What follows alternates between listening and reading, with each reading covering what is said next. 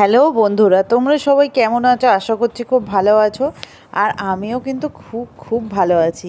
আজকে তোমাদের দেখাবো ভোলা মাছের ঝাল। দেখো, ভোলা মাছটাকে আমি ভালো করে নুন হলুদ মাখিয়ে রেখেছি। কড়াইয়ে আমি তেল গরম করে মাছগুলো কিন্তু এক এক করে ভাজতে দিয়ে দিলাম।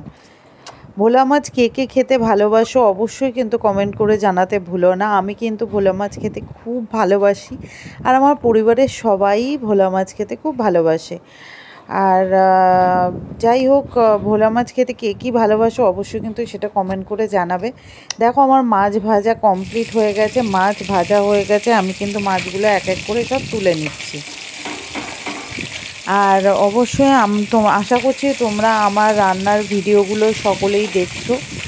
কেমন লাগছে তোমরা কিন্তু অবশ্যই জানাবে আমাকে। দেখো, পেস্টের জন্য এখানে আমি আদা রসুন কাঁচা লঙ্কা জিরে পেঁয়াজ টমেটো এই সব কিছু নিয়ে ভালো করে পেস্ট করে নিলাম। তারপর যে পেস্টটা করে রেখেছিলাম ওটা কড়াইতে দিয়ে দেওয়ার পরে আমি পরিমাণ মতো নুন পরিমাণ মতন হলুদ আমি দিয়ে ভালো করে নেড়েচেড়ে নিচ্ছি।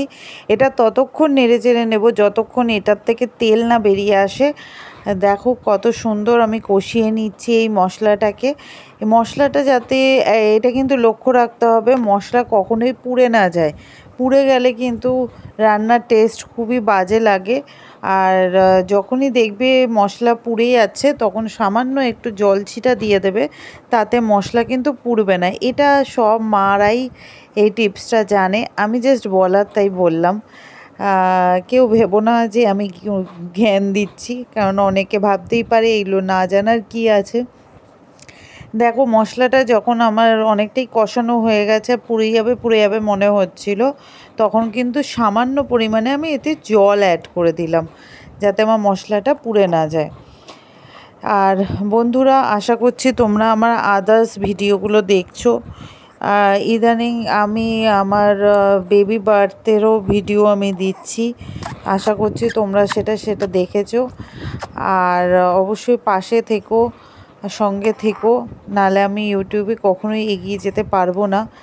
দেখো, আমার মশলাটা কষানো হয়ে গেছে। এরপর আমি পরিমাণ মতন আমি জল দিয়ে দিলাম। এতে কিন্তু বেশি পরিমাণে জল আমি দেব না বন্ধুরা, কেননা আমি এটা ভোলা মাছের ঝাল তৈরি করছি, যেটা সম্পূর্ণ গামাখা রান্না হবে।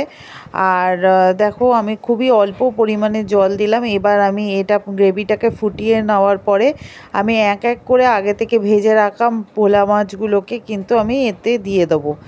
দিয়ে ভালো করে ফুটিয়ে নেব, যাতে ঝোলটার নুন সব কিছু গুণাগুণ যেন এই মাছটার মধ্যে চলে যায়। আর দেখো, আমার ভোলা মাছ রেডি হয়ে গেছে। নামানোর আগে আমি ধনেপাতা কুচি করে আমি এতে দিয়ে দিলাম। ব্যাস, আর কিছুই নয়, আমার রেডি হয়ে গেল ভোলা মাছের ঝাল। এটা খুব সামান্য একটা রেসিপির রান্না, কিন্তু অসাধারণ খেতে। যারা ভোলা মাছ খেতে ভালোবাসো তারা জানো ভোলা মাছের টেস্টটা কতটাই সুন্দর লাগে ধনেপাতা দেওয়ার পরে।